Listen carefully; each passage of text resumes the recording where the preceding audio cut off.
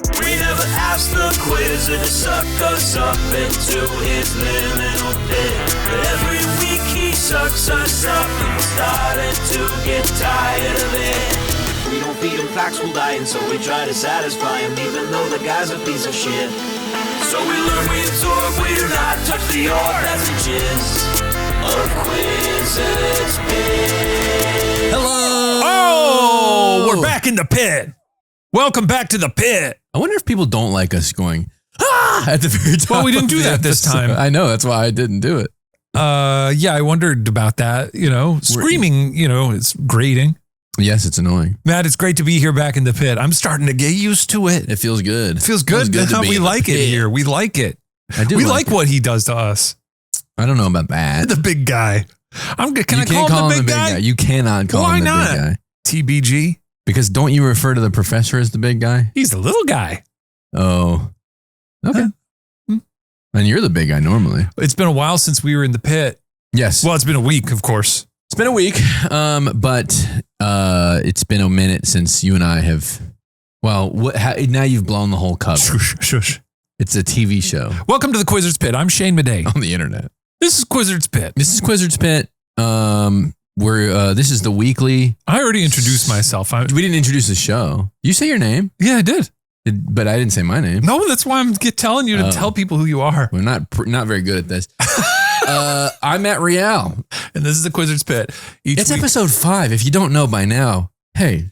Yeah, I realized in the first 4 episodes we did a lot to be like, here's what's happening. But listen to the theme song. Listen to the theme song. A wizard sucks us up. We learn. I will say what we did probably do 15 minutes without telling the audience that they were listening to a third person named Miles. I know, we got to get better at that. We will. If anyone else ever gets sucked up here, it's my pledge to you. Here's our promise. This is our plan for the next 10 weeks. We're going to iron out a really sort of pithy, punctual intro, Oh, yeah. Oh, this is Quiz Pit. Listeners of Get Scared would realize that we never one time did this well. Yeah, well, we sort of did when I had the Dirty Worm rap, which was a really nice way to introduce the show. Yeah, you did it 2 times. I think that covered everything, right? Yeah. But we got Nick Lutsko to do most of the heavy lifting there. We did, and I love to Nick Lutsko. Also, this is the first episode. I want to be clear. This is the first episode we're taping since the show has released. Sure. So it's nice. One, we want to give a big thank you to everyone who's... Sorry, I'm fixing my little... That's okay. My pants. I thought it would go quicker. Everyone who's listening, who's chiming in on YouTube, all the folks on Watcher TV. 2, we have to thank Jared Sosa. Jared Sosa, yes. We were remiss because by the time, any of the time that we recorded the episodes, we did not know that Jared was going to do what he had done, which is make an incredible intro for the podcast, which chronicles the experience we're having. This horrible experience that we're having. I mean, it's a good experience. I like to learn with you, but it is a pretty jarring thing to have to deal with every week. Jared Sosa, Science is Fun on Instagram. He posted a really interesting behind the scenes about how he did it, which I had yet to see. Yeah. So here's how it went. I was like, we got this incredible song from Nick Lutsko, and you were gone at the time. Yeah. And I was like managing the keeping the home fires burning on the Quizard's Pit. Shoveling the coal into the pit fires. Yeah. That sounded pretty good to the audience. It's really good. And wiping the sweat off my brow. And then he... sounded really good to the audience. And he was like, I had this whole plan to be like, I've carved out the next 6 days. I'm going to animate an intro. That's crazy. I've done animation before. Yeah. So it's not the craziest thing in the world. It's insane to think that I would be capable of it. You made Crazy Frog, right? Or like a little I made wizard. Crazy Frog. You made a little dancing guy. Oh, that's what you're talking about. You're going to... Let's make it canon that I did Crazy Frog. You created him. Yeah. And I fought hard to keep his little pee-pee in there. And they said, you got to get rid of it. And I said, it's his pee-pee or I walk. And they said, bye. They took his little pee-pee. I think I've still seen it out there, though. Different administration. Oh, okay. When I was in Barcelona for my honeymoon, I saw his little doink out. That's good. Yeah. That's good. Maybe they do things different over there. Yeah, I'm sure they do. But no, I didn't create Crazy Frog. But anyway, I was like, yeah, I've messed around in Blender. I've messed around in 2D animation motion graphics. I was like, I'm going to spend the next week doing this. And then so we had a meeting where I included Jared, and I was like, yeah, I don't really know how interested you are in like maybe making part of this or whatever. And he said, I'll get back to you. And then like 6 hours later, he had sent like, he's a Blender pro. Some stuff that he had been He's making, a Blender right? whiz, and he has a great time doing it. And also he does all the graphics for Mystery Files, which every time we post a Mystery Files episode, those are over. Maybe there's someone watching this podcast who doesn't know that it's affiliated with Mystery. If I can be honest, God willing. But there's our show Mystery Files has a lot of animations in it, and Jared does a lot of that. All of it in Blender, anytime there's like 3D animations. And every month there's people in the comments saying, really disappointed to see you guys using AI. And we're not. We're using JS. We're using JS. Jared Sosa. Stephen Lim is using AI. Andrew Ilnicki. Okay. Get that out there, Stephen Limbs. Oh, it's good to be back in the pit. I'm trying to, let me look at my phone because we're back in the habit of podcasting. I have some fun stories. You got some fun stories? Why don't you rip it then? Okay. And then I don't think I have anything really exciting. So here's two things that happened to me. One thing first. Oh, I've got one somewhat funny thing. Okay, give it a go. I was driving, and this exemplifies my lust for knowledge and my excitement for trivia. I was driving with my wife, Sadie, who I've mentioned before. CEDEE. Yeah. Short for Mercedes? Short for Mercedes, because obviously people hear you go Sadie, like Sadie Sink or whatever. So you're driving with your wife. I'm driving with my wife. We're going to Long Beach. We're going to Rosie's Dog Beach, which I had a lot of. Our dog loves the beach, and you can't take dogs to the beach if you're wanting to be a respectful person. Our dog is good, but everybody says that. Anyway, we went to a dog beach, and they have like an open dog beach bar that you can have beer and eat lunch at, and the dogs are running around, and everybody there is cool with it. Can you order a burger for your dog? I don't think they have burgers. I don't think they have dog burgers, but a regular burger a dog can eat, I think. Okay. Ours doesn't. Yeah. But because she's got special bad stomach. Guts. Yeah. My cat has bad guts. I know. So anyway, we went down there. As we're driving, I said to my wife, that's the Goodyear blimp. We drive by, there's a parked Goodyear blimp on the street. Yeah. On the side of the road. What do you mean on the side of the road? Like there's a huge parking lot next to it, and it was sitting in there. And I was like, Sadie, that's the Goodyear blimp. And she was like, okay. And I was like, there's only 4 of those in the world. Is it 4? There's only 4 in the world. Have we discussed this? No. I've looked this up before. I've known that in my head. And I was like, there's only 4 of them. And she was like, really? And then, yeah. And I said, look it up. And so she looked it up. And she was like, oh, yeah, there's one in like Germany, Spain. I don't know where they are. 2 in America, I think. I don't know. 1 in California. Yeah. That's for a fact. Yeah. They changed it into the Marty Supreme blimp. Did they really? Yeah. Won't be talking about that. But I was like, that's so cool. I know that it's like, I've seen the Goodyear blimp a lot. Yeah. I love to see it in LA. Sky. When you see it in LA, you go, a fucking blimp we're so used to it where you take it for granted. But, there's only 4 of them in the world. And that's pretty cool to me. It's neat to see a blimp. And Sadie said, the one thing that my wife can say that makes me so happy, she goes, oh, that's really cool. Yeah. Because I'm talking all the time and I know I'm annoying. Oh, yeah. Okay. And when she goes, that's really cool. Yeah. I go, I got a good one. I had a good fact. Yeah. It's nice to impress the wife. I would love to go on a blimp ride. No. Maybe the Quizard can make that. No? No? Nuh-uh. Balloon? Hot air balloon? Nope. No. No? What do you mean no? I'm shaking my head. Come on now. Nope. They're safe. No, they're not. Sure they are. Well, I guess they are. The one? The Hindenburg. Yeah. Well, that was even, they didn't even use that same gas. That was hydrogen. Full of helium? That was hydrogen. It's hydrogen. And now I think they do helium. But we're running out of helium. They really got the right guy on the mic that day. Did someone say, is that a real thing where someone was like, he's watching the humanity. That's gotta hurt.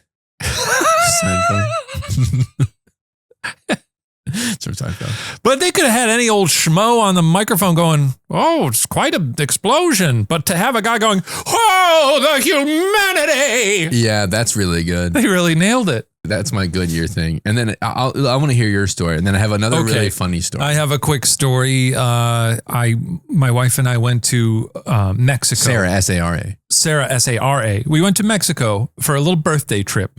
It was really fun. We're not resort people. Oh, We've never done that. Yeah. We were like, I'm turning 40. We'll go on a little trip. Yeah. It's just a weekend. And by the way, my 40th birthday was lovely. Oh, yeah. It was. We haven't checked in since then. We haven't checked in since then, but it was a dream of dreams. It was like my favorite birthday in Los Angeles. It's just lovely, pleasant. We just got together, got some folks together. Chris Fleming was there. He was not for my birthday, but he was at the location. You should tell people Chris Fleming showed up. Oh, Chris Fleming was there, of course. So we went to Mexico the night before. Sarah had a work thing and was working till like 8 or 9 p.m. Oh, yeah. And our flight was at like 5 a.m. or something. So I finished up work, around like... En la mañana. Yes, mañana.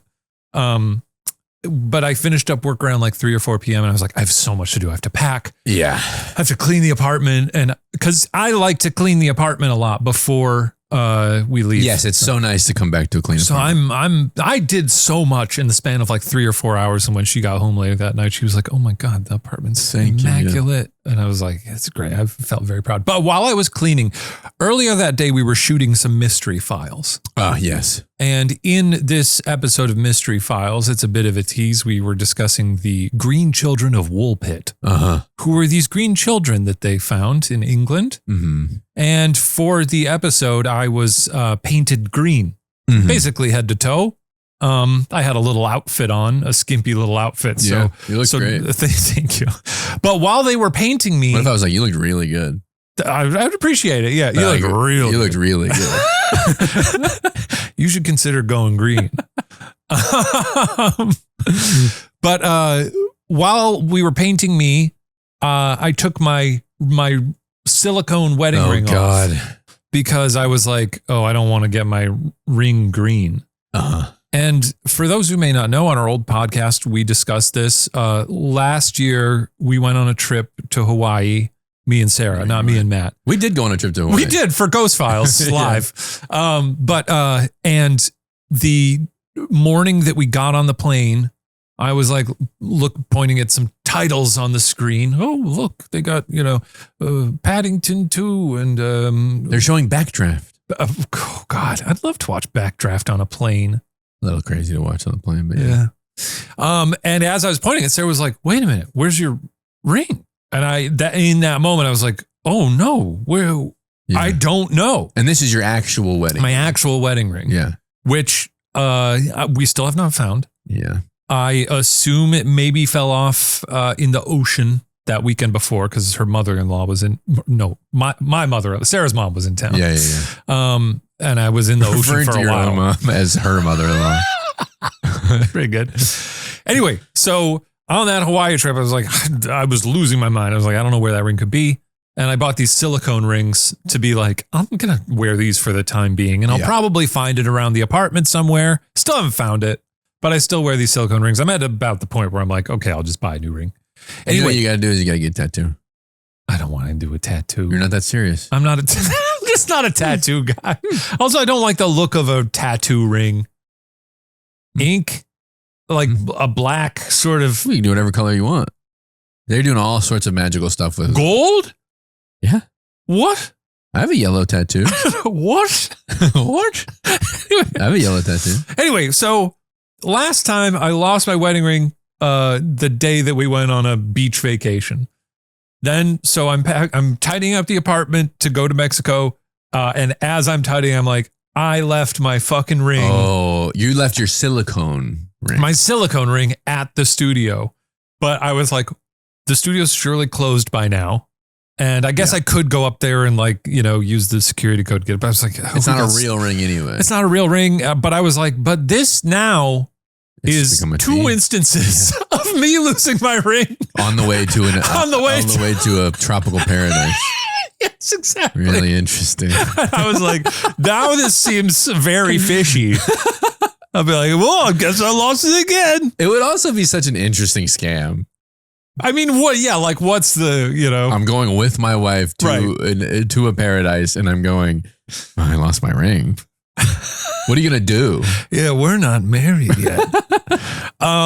Luckily, when I bought, I realized in the moment, I for like 1 minute, I was like, this is nuts. How is this happening again? And then I remembered that when I did buy the silicone ring, I bought 2 sizes and I had a spare one in my nightstand. Whoa. So this is my spare. I don't know where I left the other one here in the studio. He's showing his ring to the camera. That's right. Yeah. Deal with it. So that's my funny. I lost another really one. Good. But the thing is, even when I took the ring off to be painted green, I was like, I never take the last time I took this ring off was I just don't. So the one time I do, of course, I don't have it in my brain. I think every time you've talked about wedding rings and losing your wedding ring, which is like a lot. Every time you've talked about it, I instinctually like check to make sure mine's there. Because I don't think about it ever. Me neither. Yeah.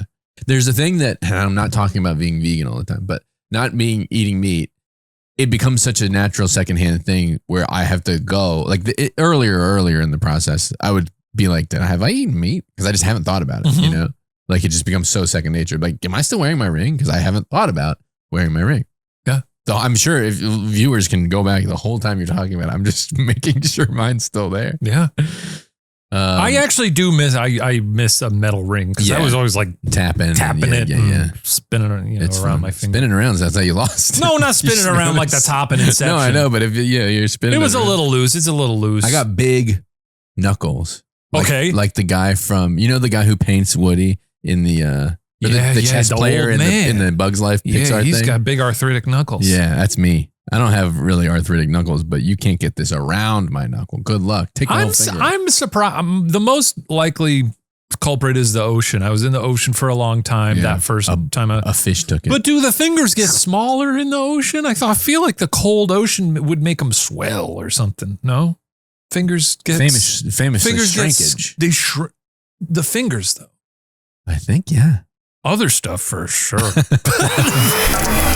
Oh, okay, that's the tube.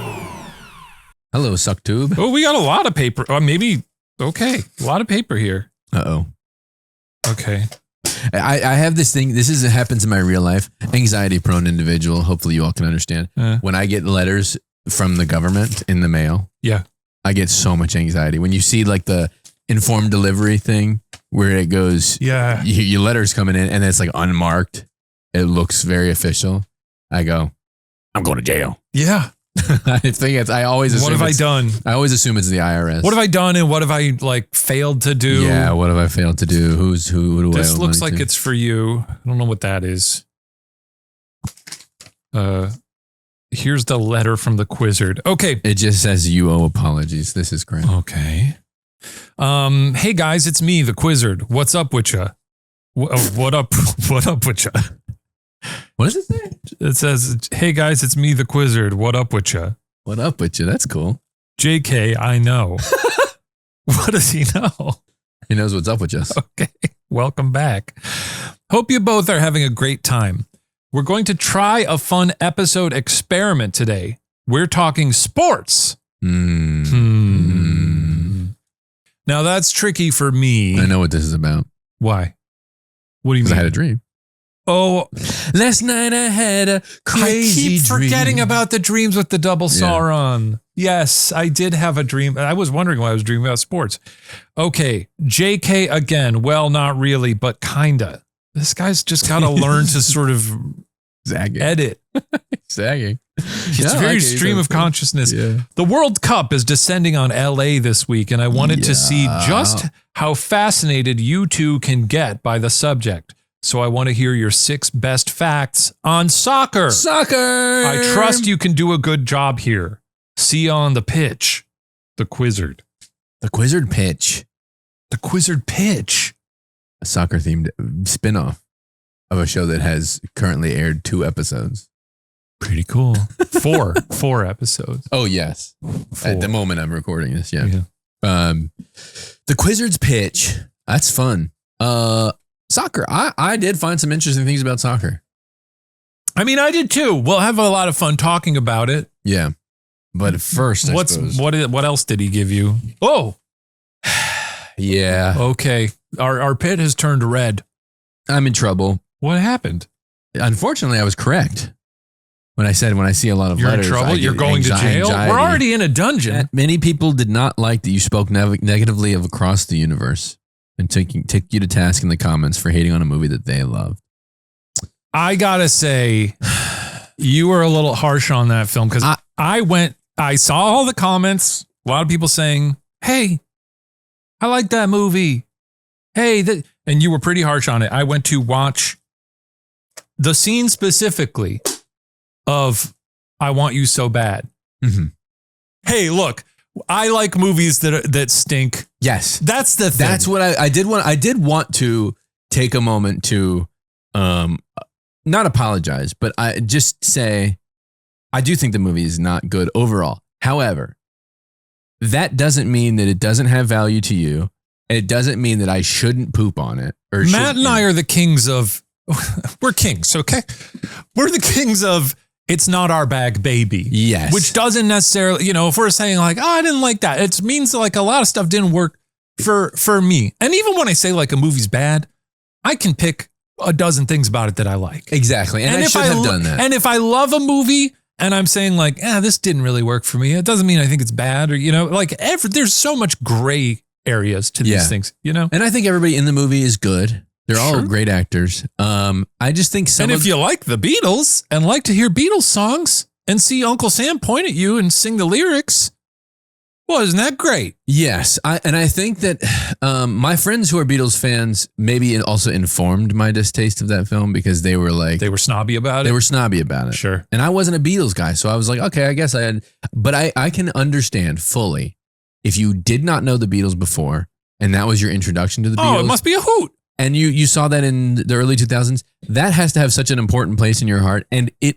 is wrong of me to tell you shouldn't have that. And I don't think I did that. No. If I did, I do apologize for that. Especially if you're younger and that's your intro to the Beatles and you're going, okay, some bangers here. Yes. Because what else would your introduction to the Beatles be around that era? That's it. Yes. For kids, right? For younger people. So it did do an important thing. We talked about the importance of Lin-Manuel Miranda on episode 3. And I stand by, it does a lot of good. Julie Taymor, for better or for worse, a visionary. Sure. Yeah. And I think that's even in the clip I watched, I was like, this is very stupid, but hey, look great. They are strong choices. Yeah. And I think that I respect that. I want to say there are so many movies that I could categorize as bad that I have a lot of love for. Cats is a movie that I know stinks. But I really love it. It knows what it is. It knows what it is. And that's what Across the Universe did. And I was wrong to poop on it in the way that I did. You should definitely. When Sarah and I finally got around to watching Cats, we didn't see it in theaters. Saw it in theaters twice. We were like halfway through and I was like. No, 3 times. I mean, I wasn't even oh, it's so bad, it's good. I was like, I'm having a good time. And I remember I turned over to Sarah and Sarah was just like, I'm reverent. Yeah. It's like, yeah. It is a good time. And if you know Cats, that's what you're getting. That's what you're getting. I feel like the people who reacted to it so like, what the hell? I was like, do you not know what it is? Yeah. I don't know. And there were a lot of points where people were just laughing at like ballet. And I'm like, this person who I'm watching do the Victoria Cat, whose name the actress I cannot remember, but she is a incredibly accomplished ballet. Oh, really? Dancer. Yeah, I had a great time in the Royal Ballet in London, and her ballet is great. Is she like the one who sits at the table with the? No, Victoria's the white cat. Oh, okay. Who the kind of our window character. Okay. She's the new one. I love Cats. It's fun. I love Cats. I haven't rewatched both the show and the movie, but I can see the bad parts of that film, and I understand that not everybody has even rewatched Across the Universe. But my wife, rewatching it, she loves the movie, and she was like, "Oh, this is a little." I feel bad for kind of showing this to him because it doesn't hold up as well. Anyway, love Across the Universe. Have you ever read to? Not me. You're saying no. You have you love it. I do think the movie is bad. Sure. I want to be very clear about that. But that doesn't mean that it doesn't do a lot good. It doesn't mean it doesn't do interesting things. It doesn't mean that Julie Taymor's vision isn't interesting. Yeah. So just, I just wanted to get that out there. Right now, I think we're on the Quizard's list, and we got to get off it. I got to get off. What other do we have other apologies to address? Shane. Oh God. It's for me now? Yeah. Shane said nothing happened in the first 100 years, and a lot of people pointed out. My brother did this. I saw him in the comments. Ryan? Yes, my brother Ryan. Shout out him, I guess. Shout out Ryan. He said what you're going to read, I assume. Pointed out that in 79 AD, Mount Vesuvius erupted, destroying Pompeii. That's true.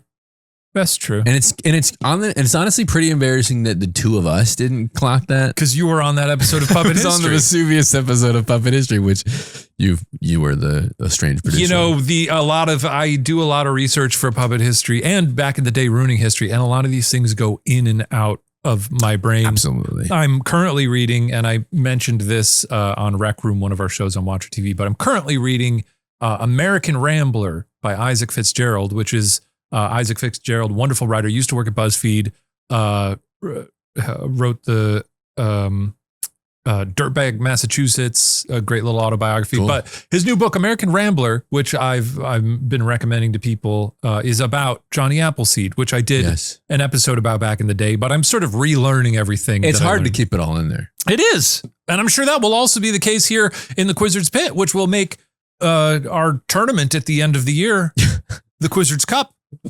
Yeah. Okay. It's just a shitty little solo cup.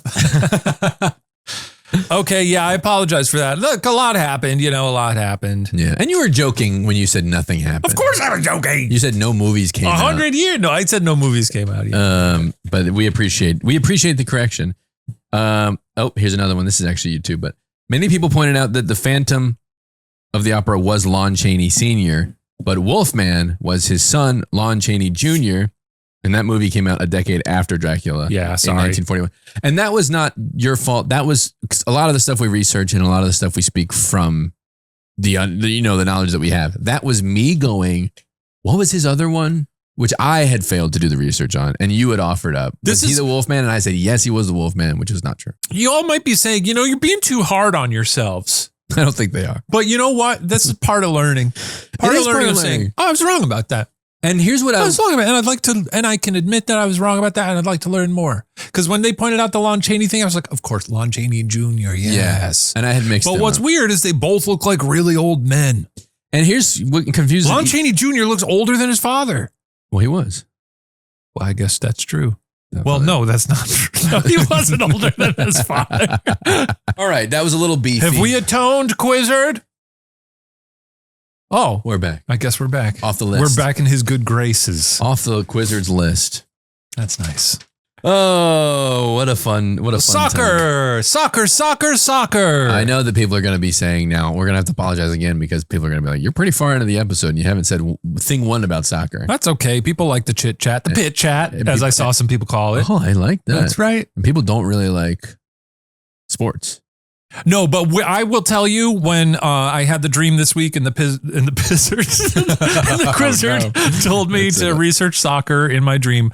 And I researched soccer and I had more fun than I ever expected to. I really learned a lot of interesting stuff. I don't have a lot of experience with soccer in my life. Oh, yes. Here's my two. Did you play? I did play as a little boy. I was on the Giants. That was our team name. It was one of those things. I played soccer and t-ball and I did karate in my youth. When my parents were like, he should probably do some of these things. He just sits at the window looking at birds. He played Game Boy all day. And I did. But I didn't know how. I mean, I knew you got to get the ball in the other net. But that was it. And I remember That's kind of all there is. Well, but sometimes they're like, you're on this position. Right. And I was like, I don't know what you want me to do. Winger. Yeah. I was sort of a classic, quite literally out there looking at butterflies. Yeah. And the same went with t-ball. I remember I have a distinct memory of at one point my coach being like, all right, we're going to have you do shortstop for this game. And I was like, I'm going to need more information. We've been playing for the classic John year or two. Mulaney. You want me to do what? I was like, I don't know what that means or what you want me to.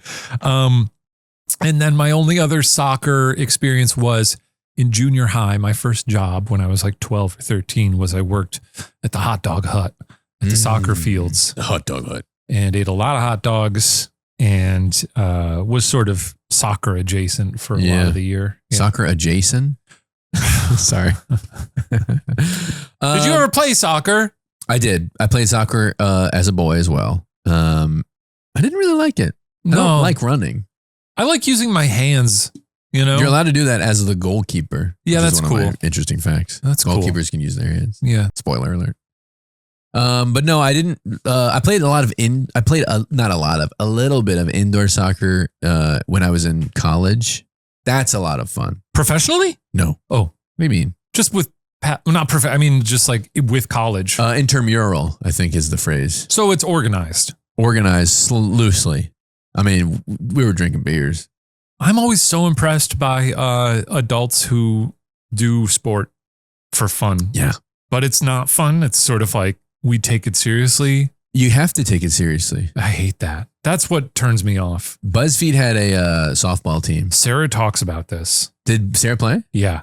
Really? And about how serious they were? Yeah. Yeah. They were really, really. That I like. I don't like that because it turns people ugly. You need to destroy Funny or Die. You need to destroy Awesomeness TV. Is that who was playing? I'm pretty sure it was like other digital startups. I see. Yeah. I couldn't do it because it's always the most competitive people, and it's sick. I think competition is a sickness. All right. Is that fair? Sure. No. You shouldn't ever want to be better than anyone else.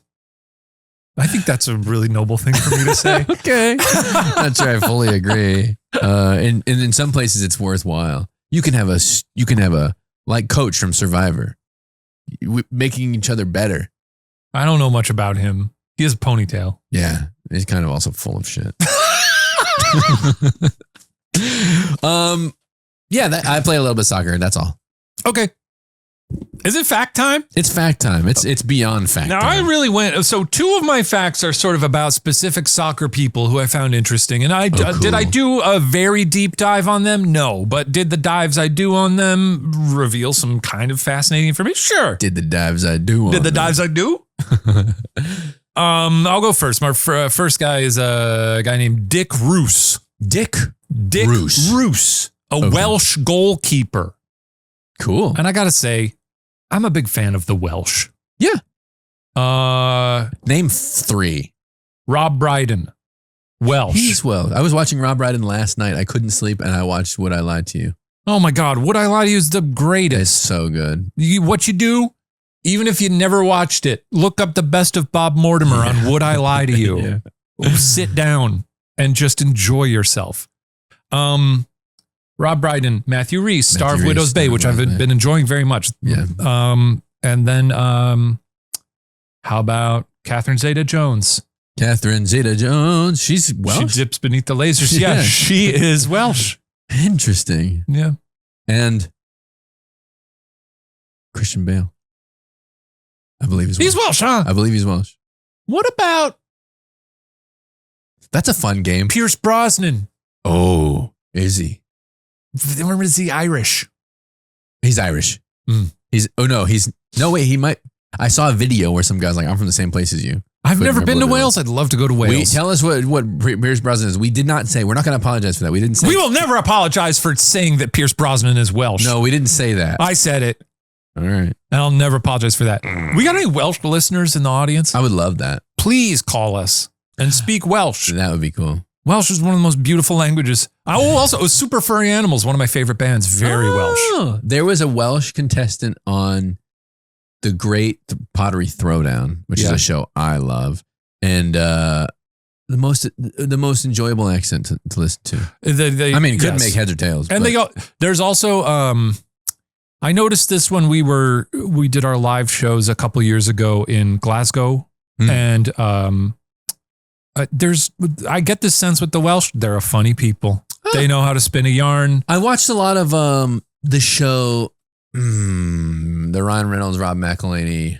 Wrexham? Welcome to Wrexham. Yeah.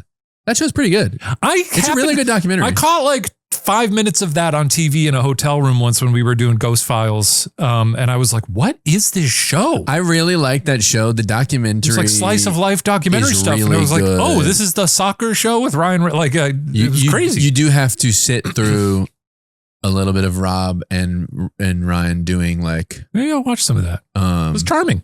Yeah. Doing this. Anyway, so Dick Roose. So the sort of headline I saw on Dick Roose was, oh, this is interesting. He's a funny guy. He's sort of a larger than life character, Welsh football player.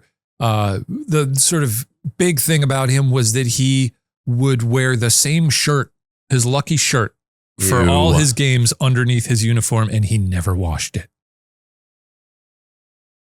Okay. P.U. Stinky. P.U. Stinky. That gets our first Quizzers Pit, P.U. Stinky. P.U. Stinky. But then I wanted to learn more about him, and he turned out to be a very fascinating man. So obviously, stinky shirt. Here's a little something else, though. He was a real showman. I love that. When he was on goal. Was he a goal contender? I don't know if he was full time. Oh. And I'm probably going to be called out on maybe not having the full picture of him for this, but we got, When we wake up in a cold sweat, we have to do our research before we get sucked up. Yeah. He when the ball was like on the other end of the field and he was in the goal. Oh my God. He was doing like gymnastics shows for the audience. I don't know if he was doing little flips. I'm not sure if I like that. I like that a lot. I think because it was also at a time, he was born in 1877 near Wrexham. Oh yeah. Okay. In Holt in Wales. I think it was a time when showmanship was not a big part of soccer or football. Yeah. And so he was kind of from what I was reading a little bit of a book about him, and he, like the way that he would like wave at the audience, people were like, get a load of this guy. That's funny. You know who would be good at that to see in goal? Who? Rowan Atkinson's Mr. Bean. Oh yeah. As a goaltender. Yeah. I mean, I just saw some post to this. Did he ever do soccer on that show? I'd love to see it. I don't know. I saw a post this week where they, for some museum that was like, oh, we're putting Whistler's mother on display. And I was like, there better be comments. And I looked at the comments. They were like, that's not the real one. Mr. Bean ruined it.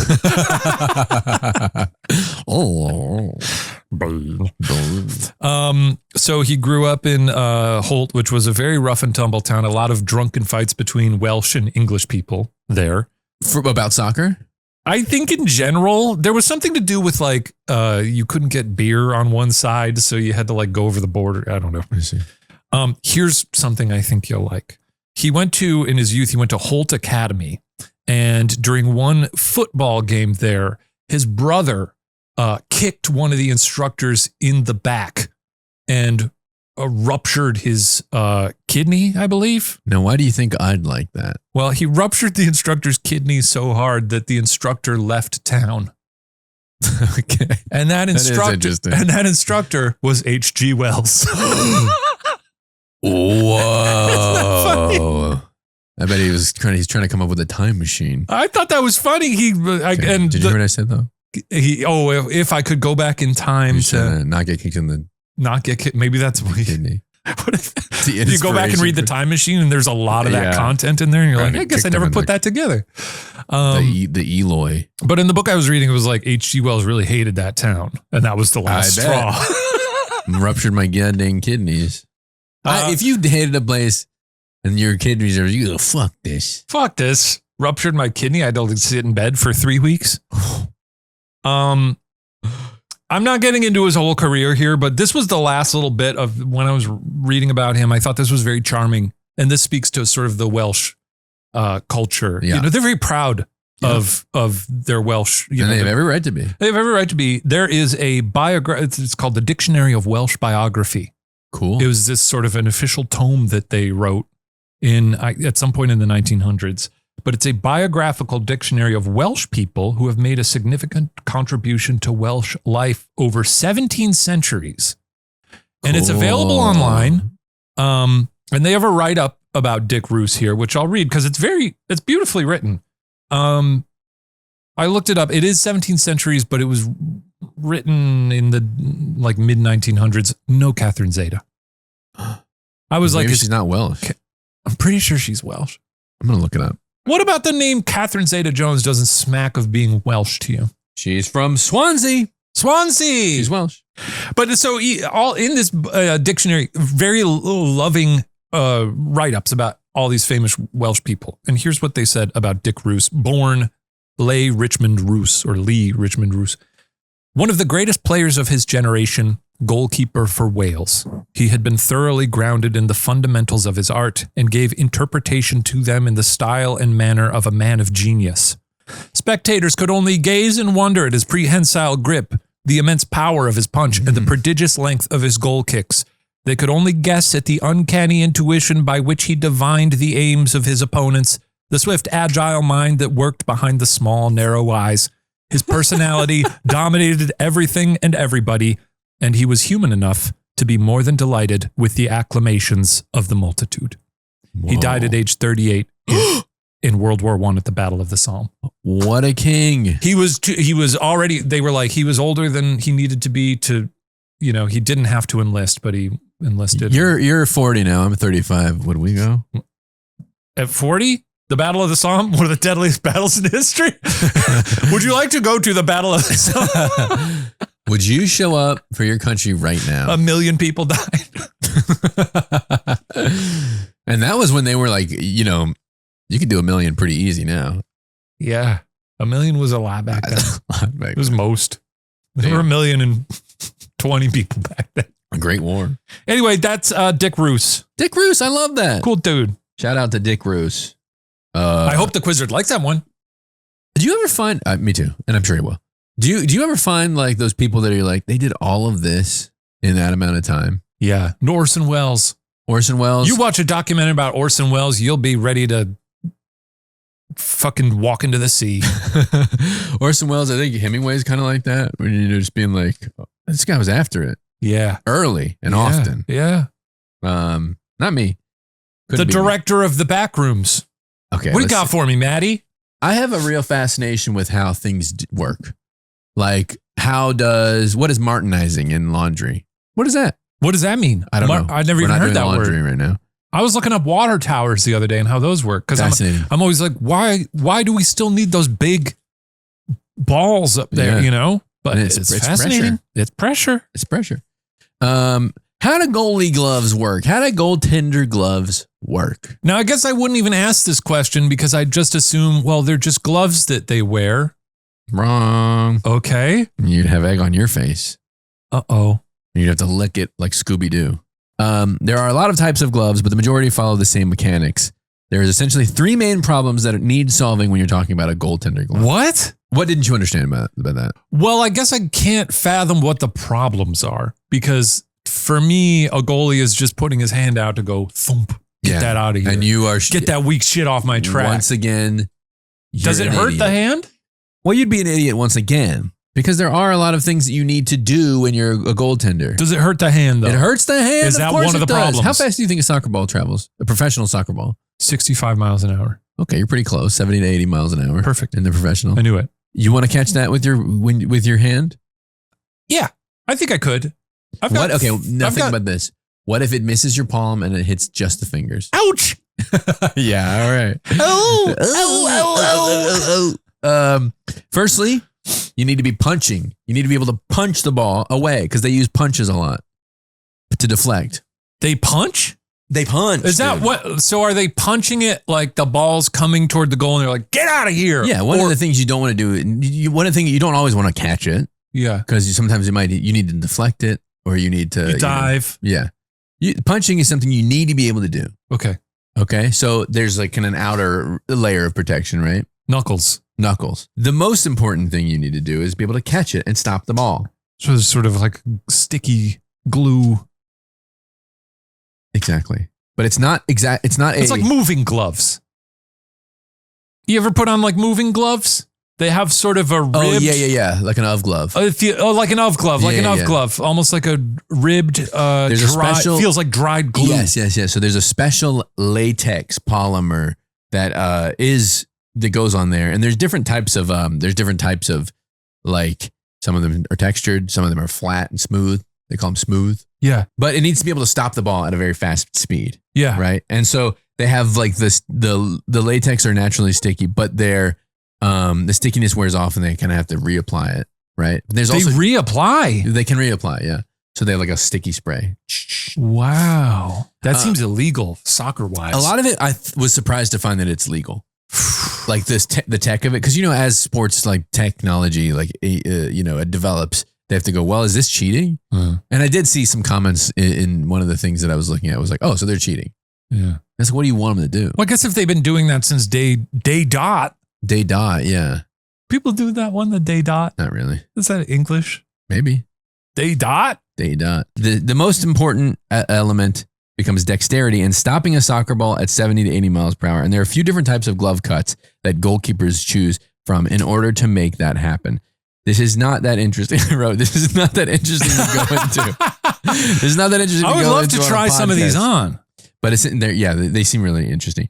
But essentially, it's a number of different ways that the back of the gloves are stitched into the latex palm. What the hell? That give different feels for the player while making sure their fingers don't bend backwards by stopping a very quick soccer ball. Oh, yeah, because that would also be a ouch. Exactly. Yeah. So some of them are more like kind of closer to fists like, but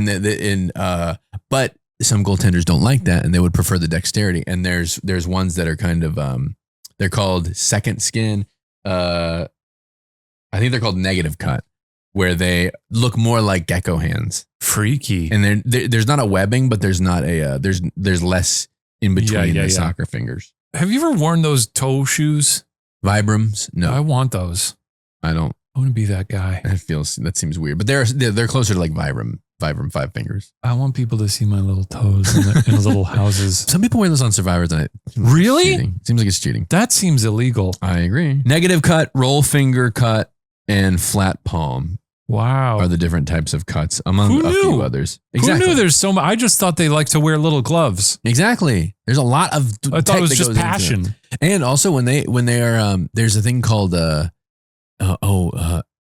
finger savers that they have that they can put in the gloves when they're like recovering from an injury. It's a little bit of a plastic spine to the finger to keep it a little bit more rigid when they're healing. Crazy. But most of the goaltenders don't use sports is crazy. I can't imagine hurting yourself in a sport. I know. And then being like, gotta get back out there. Yeah. And the different types of cuts provide different feels for the goalie, and goalkeepers choose these cuts based on whether they want more latex coverage, because there are some that give you more latex coverage in the palm. Because you could have like the palm has its own latex, but you could have like the negative cut is a little bit like, here's a lot of latex. Then there's like the roll finger, which is a bit more. I want to try all of these on, and I want to use them every day. It is a little bit more fascinating. I'm a clumsy guy. I wouldn't mind having more grip. Yeah. Yeah. On everything. Just the last 2 nights ago, I popped a bowl of popcorn and I sat down on the ground. We have a big cushion on our floor, so I'm sort of like Abe Lincoln sometimes. Yeah. He would turn chairs over and sit down on the floor on them. I didn't know that, but that's interesting. Yeah, and I made a big bowl of popcorn, and then I sort of set it down and immediately just knocked the whole thing over. The popcorn all over the ground. I've become freshly popped. You are pretty. Your hand-eye coordination's pretty bad. It's really bad. We did in a show that we have on Watcher TV called Drink to That. Shane held up a dropper, and everybody in the studio watched him, and we were like, "What are you doing? You're nowhere near your mouth." Holding up a dropper, trying to drop something into my mouth, and then when I did look at the playback of that, I was holding it directly over my nose. Yeah, you were way off. But you know what? That was me saying, and I don't have great hand-eye coordination, but it was me trying. I feel like I always overshoot. I would rather it on my nose than on my shirt. Sure. So I was trying to overshoot it, but I don't know. When we were shooting in Key West, the beds in the place that we were staying, because we stayed in a big house. When we were there for Ghost Files. Oh, right. We were staying in a big house, not a big house, but a house with a bunch of rooms. Yeah. And the bed there had a metal bed frame with very just square corners. And the comforter on the bed was draped over the bed frame, but corners were roughly at like shin height. Sure. And I beat the living shit out of my shins, because it was also kind of a tight room. So I was always like kind of like stepping over the bed, and I fucking nailed my shin like several times. And I also did some other clumsy shit. Oh, I spilled a whole coffee at some point on that trip. And Ben, our sound guy, that's like toward the end of the trip, he was like, do you consider yourself a clumsy guy? And I was like, yeah, I guess so. Though in other things in my life, I feel like I'm quite graceful. You know, I try to be elegant. I can pick stuff up with my toes. You know, you do that a lot. No, I do that. I wear socks almost always. I do too, but I can pick stuff up with my even socked toes. Interesting. Yeah. I have gotten a little bit more clumsy lately in my life. And I'm like, it's happening. Yeah. I think that's it on gloves. Fascinating. Was that interesting? Yeah, it was. Okay. I didn't know nothing. I just thought they just liked wearing gloves. That's right. That's what I thought. Because you can see them, you know? Oh, look at those. Yeah. I think actually, I didn't write this down, but when I was reading the book about Dick Roose, I think I did run across something that was like, people thought it was crazy because he didn't wear gloves. That's nuts. Yeah. Crazy guy. And I think he broke some of his fingers at some point. Of course he did. Yeah. Okay, my next one, this one not as in-depth as Dick Roose. This guy just sounds funny. Both of these guys, I was like, I would read a whole book about these. I did buy a book about Dick Roose, which I was reading. Oh, nice. An ebook. But this other guy sounds interesting too. This is a man named Carlos Kaiser. Carlos Kaiser. Basically a guy who really, really wanted to be a football player. He was born in Brazil. A footballer. In 1963, a footballer. In Brazil? Brazil. Okay. Yes, Brazil. You ever seen City of God? I haven't. What a banger. I mean to. I want to rewatch that. I mean to. So he looked like a football player. He had the build of one. And he had a lot of friends who were football players and in clubs, you know, like were signed to clubs. Mm-hmm. And he was like, I want to be a football player too, but I don't want to play football. So he is basically considered like one of the great con men of football because he, through various means, he got signed to multiple clubs and had like a career with a lot of them. And there was sort of this pattern where he would get there, he would train kind of solo for a while. And then as soon as they were like, all right, we want you to get out there and train with some other people, he'd always go, oh, my hamstring. And he would fake a hamstring incident, a hammy incident. And they didn't really have like a lot of medical means to like confirm those things back then. When was this? He was born in 63. So this was probably 80s. That's not that 70s. long ago. No, I don't know. But he would get his friends to like recommend him. Cool. And another thing he would do is he had a cell phone, which was, I think at the time kind of like, oh, look at this guy, a cellular phone. And anytime he was like sort of like negotiating with a club or something, they were like, maybe we'll sign this guy. He'd always pick up his phone and he'd be like, act like he was getting offers from other clubs and be like, no, I'm going with these guys. Like that's a really impressive offer. That's cool. And he would just fake all that. Con men are awesome. It's really funny. Con men are awesome. I'm going to say that. Not scammers. Not scammers. Men. Your classic matchstick men, flim flammers. Yeah. I'm talking about like, you are conning for fun. Like Frank Abagnale. Yeah. That's cool. Yeah. What other things about this guy? There was one thing in like 1986, it says one of the clubs he was signed to arranged this thing. I don't know if it was just to get excitement going, but they had the team, they arranged a practice in front of like a crowd of fans. And he was like, uh-oh. So what he did is when he got out there, he just kicked all the balls to the fans to be like, hey, that's fun, right? And then he like kissed the logo and then I think just ran off the field. That's so cool. We need that in Ted Lasso season 6. Sure. Are they on 6 now? I think so. Oh my God. I haven't seen any other show. No, I bailed on that a while ago. People love Ted Lasso. Yeah, they do. Watch your fucking mouth, dude. Okay. I don't want to be on the Quizard's list. Be in the red room on the Quizard's list soon enough. Quizard's red room.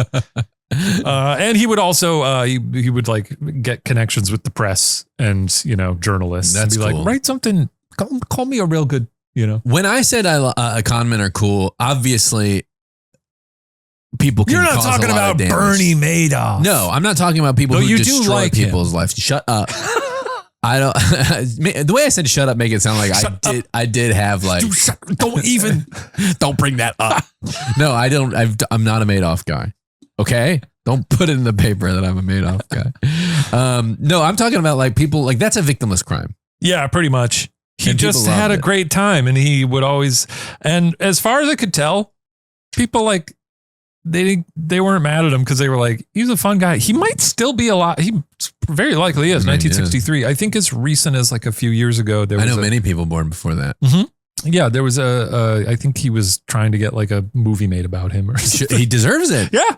He was probably watching Catch Me If You Can going like, I kind of did this. Catch me if they can. Okay, what about me? Cast me if they could. Cast me if Cast they could. me if they could.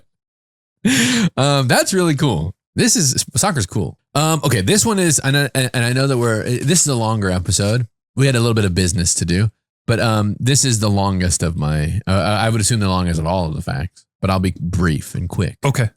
I'm talking about the Battle of Santiago in the 1962 World Cup. The Battle of Santiago. The Battle of Santiago. Is this rival teams? Is this the one of these? It's what's commonly referred to as one of the most violent soccer games in history.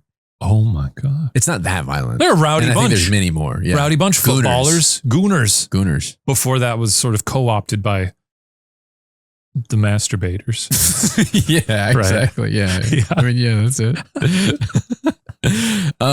Okay. To set the scene, 1956, Chile wins the bid to host the World Cup. It was an impassioned speech. Argentina was like, we have everything. We've got everything. They famously said we could do this tomorrow if we needed to. Because in 1956, the FIFA, the World Cup, the committee met and they were like, where do we go? Where are we going next? Uh-huh. Argentina was like, we have everything. Okay. Yeah. We could do it tomorrow. That's what they said. And Chile was like, we have nothing, which means we will give it everything or something like that. It was an impassioned speech, much like not Grover Cleveland. Grover? Not Grover Cleveland. Cleveland from No. Who's the guy from that Czolgosz killed? The Czolgosz killed? Leon Czolgosz killed a president. Garfield? Yeah, Garfield. yeah. From that show. He gave an impassioned speech and it moved the whole people. And they were like, he's going to be, you're going to be president. Yeah. And he was like, me? Anyway, so Chile won in 1956. 1960, a devastating 9.4 earthquake hit Chile, the following thing is not really helpful to say, resulting in 50,000 casualties, 2 million other people affected. This caused a lot of concern that Chile was not able to be hosting the World Cup 2 years later. Yeah. That's a lot to clean up. Yeah. It's a lot of infrastructure damage. They did rebuild. That's very great. quickly. Yeah. Italy had said a number of negative things. What are they saying? Because Italy, they had Mussolini and shit. Yeah. They had all sorts. They were kind of a very established country at the time. Yeah. And kind of a big soccer people. A lot of negative things were said in the press up to the World Cup, with journalists publishing things like allowing Chile to host was, quote, pure madness, and that it was a country of ignorance and prostitutes. Oh, Jesus Christ. Yeah. Italian papers published, quote, the phones don't work. Taxis are as rare as faithful husbands. A cable to Europe costs an arm and a leg. Wait, taxis are as rare as faithful husbands? Jesus Christ. Really nasty shit. A cable to Europe costs an arm and a leg, and a letter takes 5 days to turn up. It's crazy. Yeah. And its population was prone to, quote, malnutrition, illiteracy, alcoholism, and poverty. This obviously upset Chileans. Did they not take that well? No. Okay. They didn't. Also, saying that shit fucking like 2 years after one of the most devastating earthquakes in history. Leave them alone. Really fucking nasty shit. Yeah. Italy. I've never been to Chile. I'd like to go there.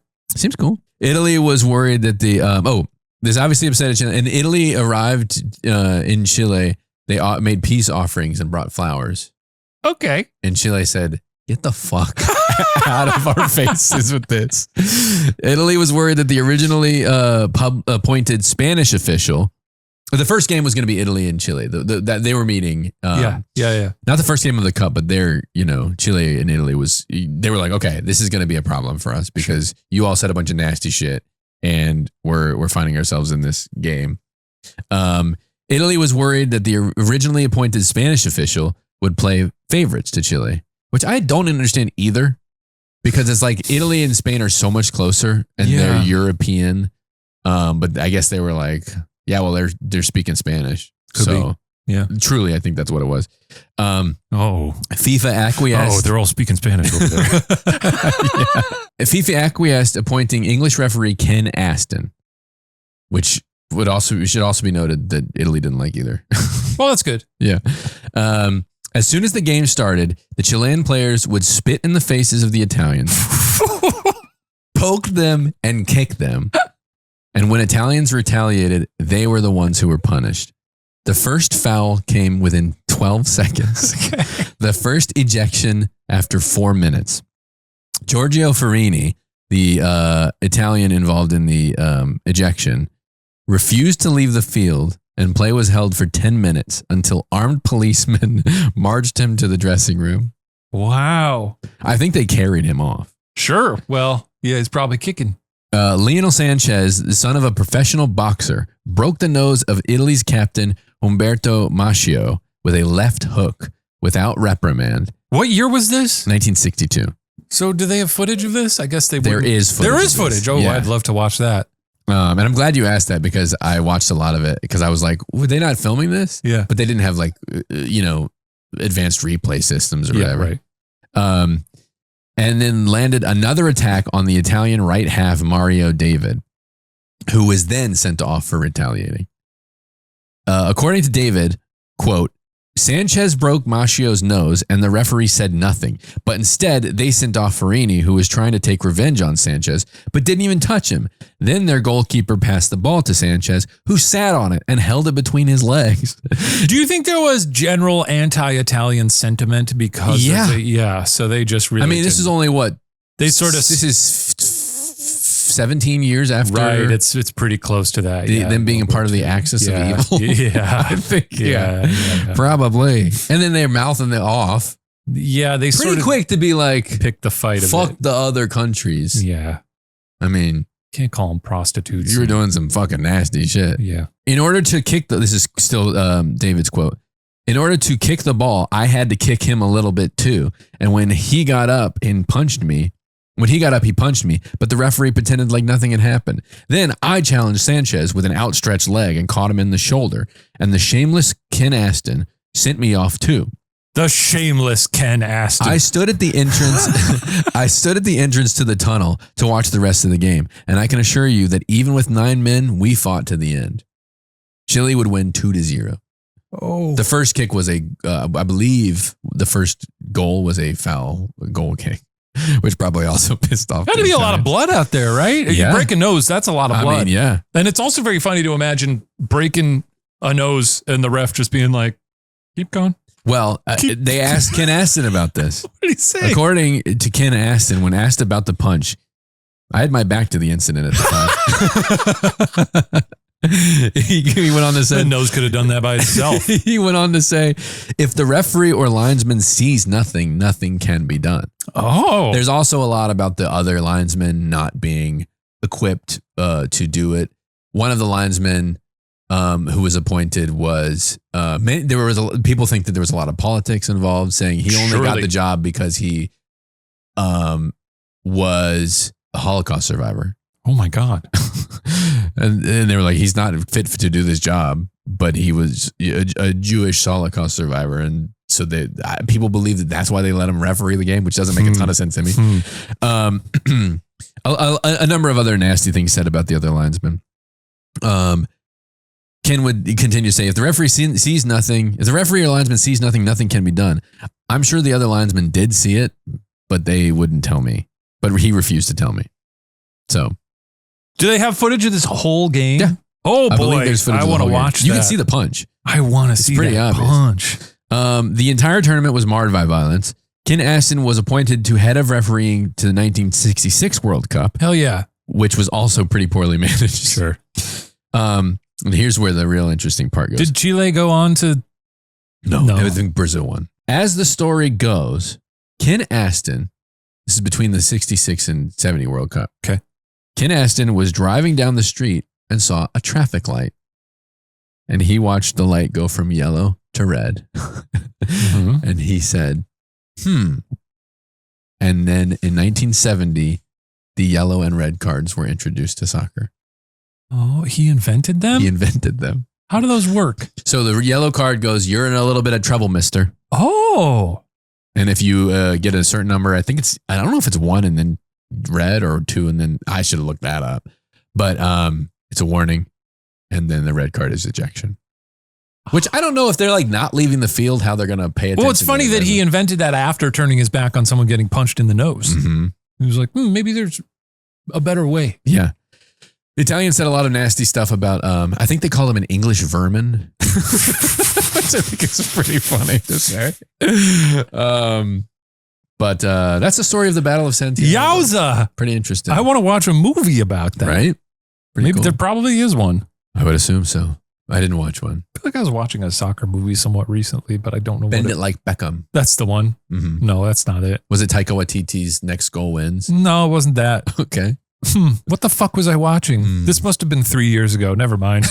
All right. Invictus. Is that soccer? Invictus. Is that soccer? I think so.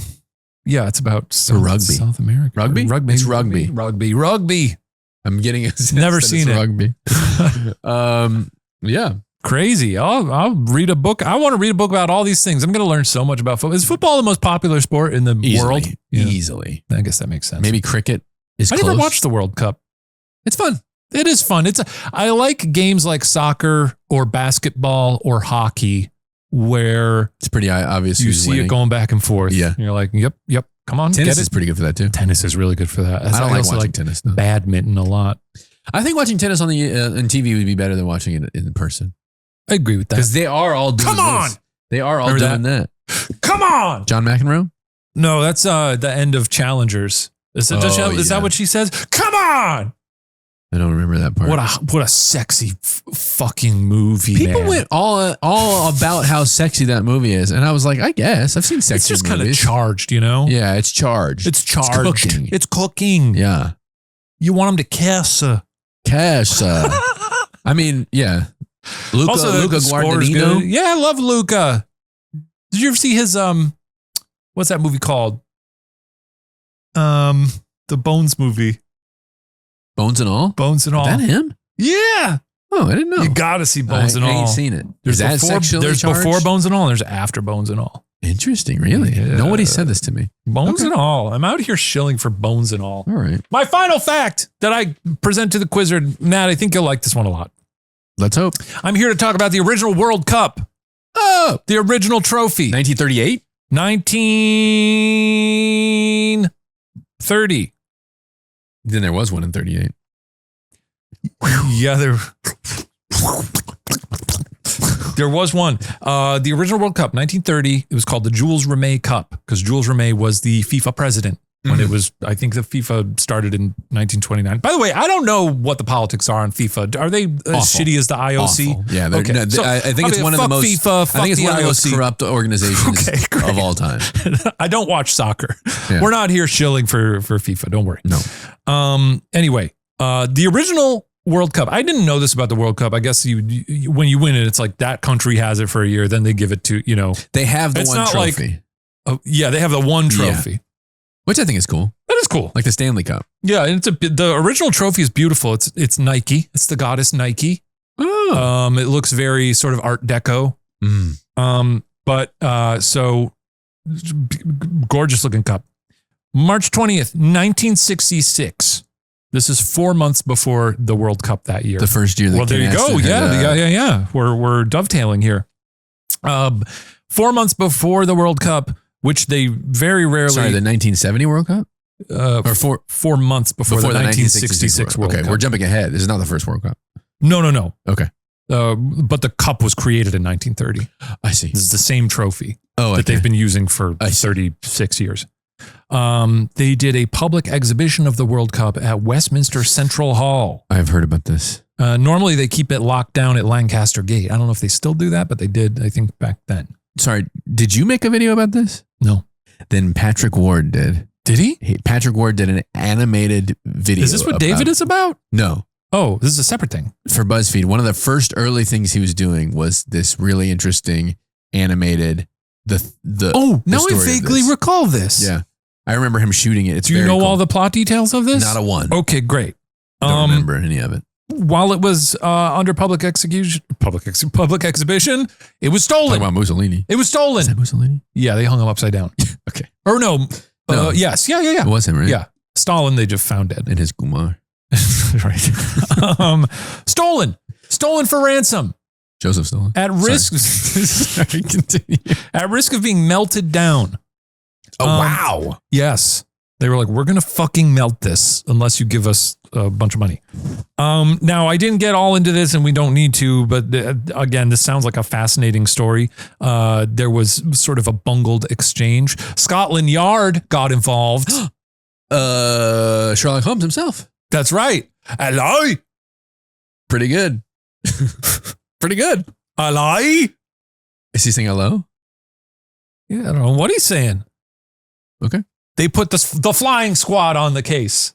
And I said, the flying squad? Yeah, what's that? It was like their top team. They called the flying squad. Why is there not a Pixar animated film about pigeon detectives called The Flying Squad? Pretty good. And and I even found out that sometimes that squad is called the Sweeney. You know why?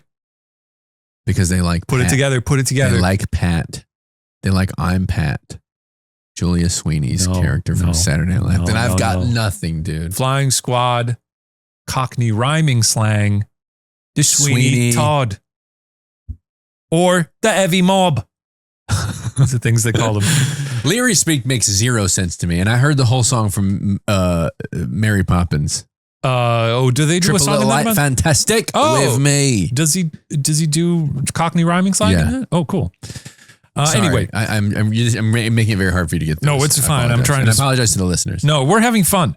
There's a whole bungled exchange. They tried to recover the trophy. There was like a middleman. He was like, oh, I don't know, whatever. They didn't get it. Scotland Yard couldn't get it. 1 week later, in the neighborhood of Beulah Hill in England, I don't know if that's in London or near there, the trophy was found by a dog named Pickles. Yes. Who was just out on a walk and started sniffing in a bush and found a big thing covered in newspaper. Wow. And Pickles found the trophy. Pickles became a celebrity. Of course. They gave him medals. They gave him a full year of free dog food. Just 1 year? He got to be in a movie. Pickles is a star. A movie called The Spy with the Cold Nose. I skimmed it last night looking for Pickles. He's not the spy with the cold nose? No, they have a movie dog. He does a celebrity cameo? He does a celebrity cameo. Pickles as himself. Dog. And it was hard for me the movie seemed really bad. It's like sort of a spy caper. But I'm pretty sure I saw Pickles at the very end because there's a shot where like all these other dogs get involved. And there's a shot of a dog that looks like Pickles. He's like sort of coming out of a doorway, but it definitely looks like someone's just pushing him out. So I was like, that's not an actor. It's so funny that even with dogs, you can spot a celebrity cameo because they can't act. Yeah, it's really fun. Like I was watching, I just watched Devil Wears Prada, and I believe Gisele Bündchen is in it for a brief moment. And it's very obvious that like this is a person whose fame exceeds. They're clicking off screen.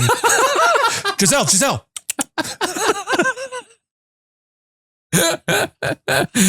She did great, by the way. Okay, good. But it was very clear. In the original or the new one? I genuinely can't remember which one it was because I watched them back to back. I've never seen the original. It's really good. I've heard that. It's really good. I've heard people like the new one too. Hey, listen, chill. Hey, chill. Okay, chill. I like the new one as well. It's not as good, and it's not really. There's no real point to it, but That trophy was eventually stolen again and never recovered, and it was likely melted down. Oh my God! Wait a second. In 1983. All for nothing, huh? Yeah, I mean, so it was originally stolen in 1966, and then they had it till 1983 when it was stolen again. I'm glad that Pickles died without knowing that they got stolen again. Well, you know how Pickles died? I really don't know if I want to know. Chasing a cat. Pickles. You can take the dog out of the Scotland Yard, but you can't take the dog. He was only 5 years old, so he must have died pretty soon after being in a movie. He probably made the Inquirer headlines, you know? Like I said earlier, like Dick Roose, you do a lot of stuff early on. Yeah. Get it in. You got to get it in. Pickles you never got know. it in. We're not promised anything in this life. Anyway, there's I guess a podcast about this that came out in 2020 called Stealing Victory that kind of chronicles this whole thing. Cool. And it did sound like there were a lot more interesting details with the people who may have stolen it and their attempts to get the trophy back. If I'm not talking out of my ass about the Patrick Ward video, I'll put it in the description. Yeah. Of the YouTube video that you're maybe listening to or watching. Pat Ward, one of our dear friends, a very talented animator, does a lot of very cool animated shorts. And I think that this was his first animated thing. I have vague memories of this from when he was at BuzzFeed, yeah. Because he did a bunch of little stories. And so he was working a lot with like glass. He was doing like actual like cell animation. It was very cool. With a camera up top and this. Very cool. Oh, I love that. Pickles. I have, for my last one, I'll make it very quick because I just thought this was I thought that I would spend a lot of time talking about the Battle of Santiago, and I did. So I'll make this one a little bit more brief. I got to do more animals don't celebrate birthdays next time. You know? Why? Well, we really got into it today, you know? Which is fine. I think, you know. Is it okay to learn? It's okay. He's crying for the audio listeners. It's okay. How much running do you think soccer players do in a match? This was something I found interesting. 6 miles. Nailed it. Okay, that's it. I mean, it's pretty close. It's about 5 to 8 miles per pro soccer match. Not bad. A descriptive study designed in 2019 through 2020 included 21 players on the same team. I believe this was South Africa. They put little in the Premier League pedometers on them. They put GPS devices on the players on over 23 official matches. The data collected included total distance covered, high intensity running distance, power plays, top end speed, and distance per minute. Center forwards were found to be performing more high intensity actions, whereas center backs sprinted less than all of the other positions. If I were a professional footballer, I'd be out there trying to see how long I could stay in the same spot. But kind of like make it look like I was moving. Probably why you're not biting your nails. They're not calling me up. biting your nails, looking around, checking my phone. The available literature indicates that international outfield soccer players recorded a total distance between 8 and 14 kilometers in an official match was about 5 to 8 miles, which is, if I'm being honest, a lot of running. Yeah. 5 to 8 miles? Yeah. Per match? Crazy. I'm not trying to brag, but that's what I do on my runs. That's really good. Thank you. I've been upping it. That's really good. I've been upping it. Of the total distance, 10 to 20% involved high-intensity actions, which included explosive movements such as sprints, jumps, accelerations. Well, I'm not sprinting on my runs. You're doing no hit. I'm doing no hit. No hit. I don't know what that means, but yeah. HIIT. High-intensity training. Okay. High-intensity interval training. Interval training. But yeah, so that's 6 to 8 miles. Now you know that's a fact. And Quizard, you better take it. Quizard. Because I ain't talking. I think more. We got some beautiful facts for the big boy. Oh yeah, let's send him up. Quizard. We hope these facts suffice. We hope they please you. We hope you have a lot of fun with them, and we hope you've learned a lot about our culture, which is football, because we're footballers. And Gooners. Listeners, we did intend to get to a voicemail today, but I think quite honestly, we just ran out of time. We got into a lot It's today. a deep episode, but give us those calls at 818-275-4585. Give us his emails at quizardspit@gmail.com. And let me send this shit. And we promise we'll get to voicemails next week. Now it's happening. All right, everybody. That's going to do it for the Quizzes Pit. I just gave you the phone number and the email. So what else do you want? Give us a subscription on YouTube. Oh, subscribe on YouTube. Actually, rate us on genuinely subscribe on YouTube. It really, really helps out. If you're not subscribed, do it. Please. And rating on Apple Podcasts also helps immensely. Yes. I did see someone give us a 4-star because I said that I didn't like Across the Universe. I hear you. I apologize. Go fix it. All right, we'll see you next week, everybody. Bye, everyone.